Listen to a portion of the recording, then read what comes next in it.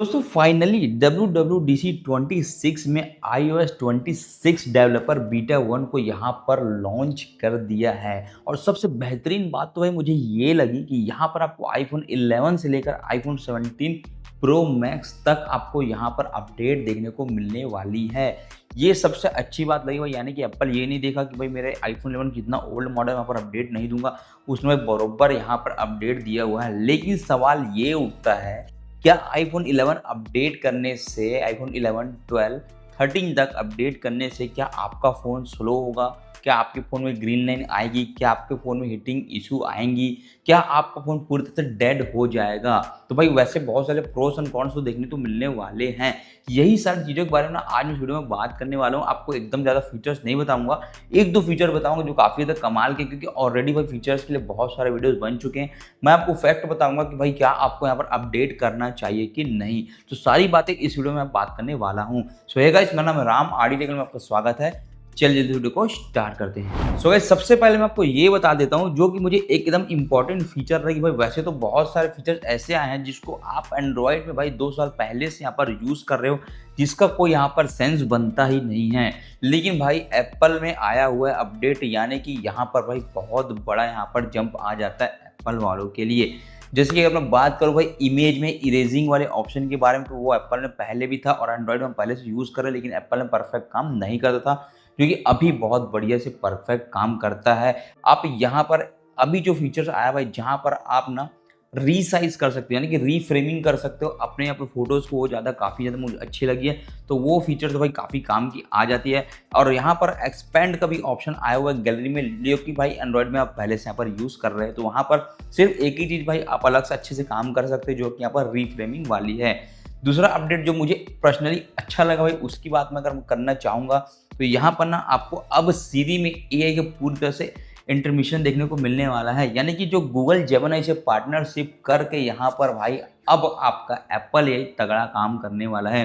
जहाँ पर एप्पल ने $1 बिलियन यहाँ पर भाई गूगल को दिया हुआ है अपने एआई के साथ काम लेने के लिए। और सबसे अच्छी बात मुझे ये लगी कि भाई ये ऑन डिवाइस होने वाला है। यहाँ तक दोस्तों आपको मालूम होगा कि अगर आप चैट जीपीटी, जेमिनी वगैरह जितने भी एआई है, सब वहाँ अगर आप कुछ भी अपना यूजर्स का काम कर रहे हो तो वो डेटा भाई सर्वर पर जाता है। लेकिन यहाँ क्या होगा, ऑन डिवाइस यहाँ पर आपके एआई के सारे काम होने वाले हैं। जो भी आप करोगे भाई वो एप्पल तक को पता नहीं होगी, ऐसा भाई एप्पल का कहना है।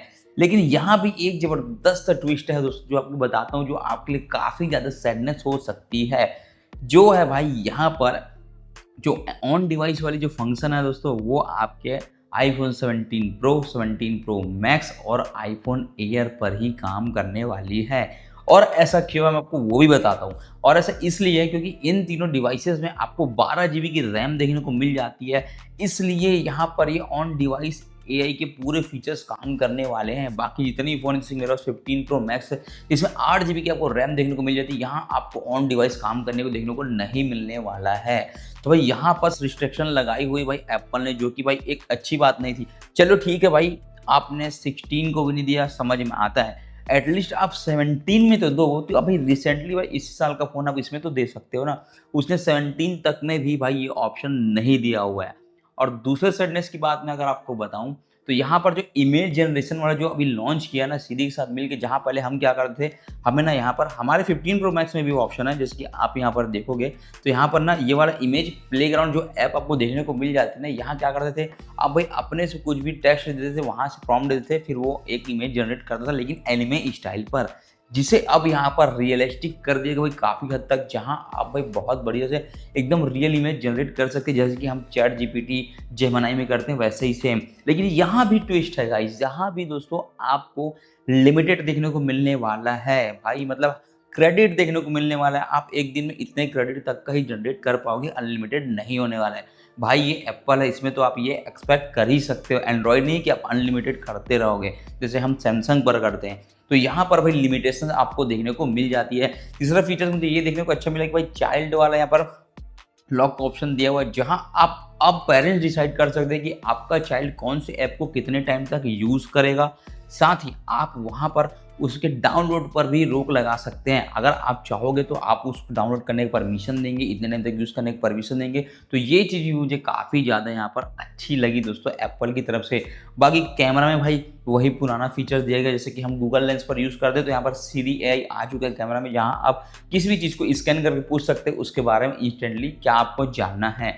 तो ऐसे बहुत सारे अपडेट आए हुए हैं दोस्तों, पर मैं ना ये अपडेट के बारे में ज़्यादा बात नहीं करना चाहता। 2 ही 4 जो मुझे अच्छे लगे उसके बारे में मैंने आपको यहाँ पर बता दिया है। बाकी आपको और फीचर्स और देखें तो यूट्यूब में ढेरे वीडियो पड़े हुए हैं। मेन मुद्दा ये है कि भाई आईफोन 11 से लेके 17 प्रो मैक्स तक अपडेट आने वाले हैं। बात को समझना है, इसमें आपको क्लियरली बता रहा हूँ जो मैंने यहाँ पर थोड़ा सा थिंक यानी दिमाग लगा के यूज़ किया वैसा। अभी देखो आईफोन 11 अगर 64 GB है, ठीक है, 64 GB है। अब उसमें आप अगर इस अपडेट को अपडेट करते तो डेवलपर बीटा 1 का जो अपडेट अभी रिसेंटली आया हुआ है उसमें वो आपको 5.5 से 6 GB का देखने को मिलने वाला है, ठीक है, डेवलपर बीटा।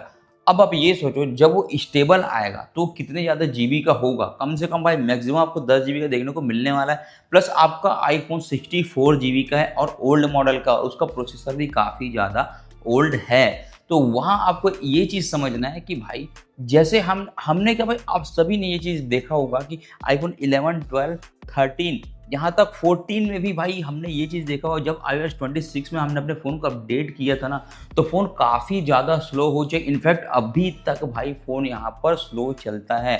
मेरे पास तो 15 प्रो मैक्स तो मेरे में प्रॉपरली बहुत बढ़िया से काम करता है, लेकिन मैंने आईफोन 13 को भाई पर्सनली यूज़ करके देखा हुआ है। चाहे आप ऐप ड्रॉअर को भाई स्लाइड करो या नोटिफिकेशन को यहाँ पर डाउन करो, डायलर को ओपन करो, ऐप एनिमेशन से लेके ओपनिंग तक हर चीज़ काफ़ी ज़्यादा स्लो हो चुका था। क्योंकि आप सभी को पता है भाई कि यहाँ पर iOS 18 के बाद 26 में डायरेक्ट जंप होने के बाद कितना बिग अपडेट आया हुआ था। खासकर लिक्विड डिज़ाइन के कारण ना यहाँ पर बहुत बड़े अपडेट था, इसलिए फ़ोन काफ़ी ज़्यादा स्लो हो गई थी।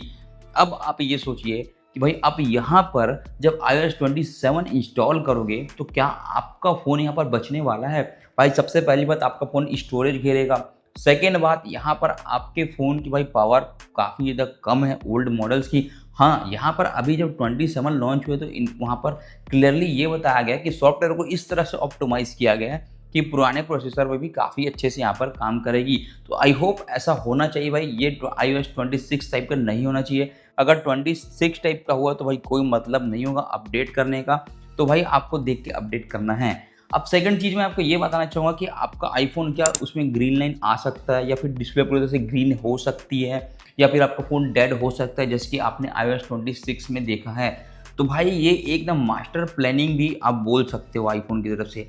जैसे कि अभी रिसेंटली 2025 में जितने भी ब्रांड ने किया था 24-25 में कि भाई आपके फ़ोन को जो ओल्ड वर्जन थे उनको अपडेट देकर उनमें ग्रीन लाइन लेकर आना, ये सारे सॉफ्टवेयर के थ्रू ही हुए हैं भाई। जितने भी सारे हुए ना सब सॉफ्टवेयर के थ्रू हैं, क्योंकि उनकी एक स्ट्रेटजी थी कि आपके फ़ोन में अपडेट देके आपके फ़ोन को कुछ ऐसे कर देंगे ताकि आप अपने न्यू फ़ोन में यहाँ पर स्विच करोगे। तभी तो वन प्लस ने एक ऑफर निकाला था कि आपके फ़ोन में ऐसा कुछ आ गया है ग्रीन लाइन वगैरह, तो आप सर्विस सेंटर आके उतने वैल्यू का कूपन ले सकते हैं जिसे आप वन प्लस के न्यू डिवाइस पर एक्सचेंज कर सकते हो। तो ये ना भाई कंपनी की कुछ मास्टर स्ट्रेटजी होती है। तो ये सभी चीज़ को समझते हुए ना आपको अपने फ़ोन को अपडेट करना है। तो अपडेट करते समय आपको 2-3 बातों को ध्यान रखना है। सबसे पहले भाई जब भी आप अपने फ़ोन को अपडेट करो तो डेटा को रिकवर कर लो, पहला चीज़ हो गया। दूसरा चीज़ ये कि जब भी आप अपडेट करेंगे तो आपको ये मेक श्योर कर लेना है कि आप भाई कूलिंग सरफेस पर हैं, जहाँ पर भाई आपके वातावरण थोड़ी सी चिल्ड होनी चाहिए। अगर आप ऐसे ही गर्म जगह पे हो और आप फ़ोन को अपडेट कर दो तो फ़ोन ऑलरेडी यहाँ पर फुल्ली हीटिंग होने वाला है, जिससे आपके फ़ोन के पिक्सल्स यहाँ पर डेड हो जाते हैं, जिससे ग्रीन लाइन की चांसेस काफ़ी ज़्यादा इम्प्रूव हो जाती है और उन्हीं से ही ग्रीन लाइन की इशू बहुत ज़्यादा आती है। वैसे तो मार्केट में ग्रीन लाइन की इशू की समस्या के लिए भाई बहुत सारे शॉप में आपके काम हो जाएंगे, लेकिन उनमें कोई गारंटी नहीं होती है और आपके जेब से 5 से 7 हज़ार रुपये जा सकती है। तो भाई मैं पर्सनली ये बताना चाहूँगा कि अगर आप अपडेट करना चाहते हो तो अपने रिस्क पर कर सकते हो, या ये 2-4 चीज़ों को फॉलो करने के बाद आपको अपडेट करना है। चाहे आप आईफोन 11, 12, 13, 14 ये 4 सीरीज़ ऐसे भाई जिन पर मैं आपको बोलना चाहूँगा कि थोड़े से ध्यान देके आपको यहाँ पर अपडेट करनी है। और मेक श्योर आपके फ़ोन की बैटरी ज़्यादा होनी चाहिए, 70+ होनी चाहिए, तभी आप अपने फ़ोन को यहाँ पर अपडेट करना। बाकी गाइस मैंने अभी एक डेवलपर बीटा देखा हुआ है 11 में, वन प्लस 11 में, सॉरी वन प्लस आईफोन 11 में अपडेट करते हुए देखा, वहाँ पर तो भाई काफ़ी अच्छा रन कर रहा था।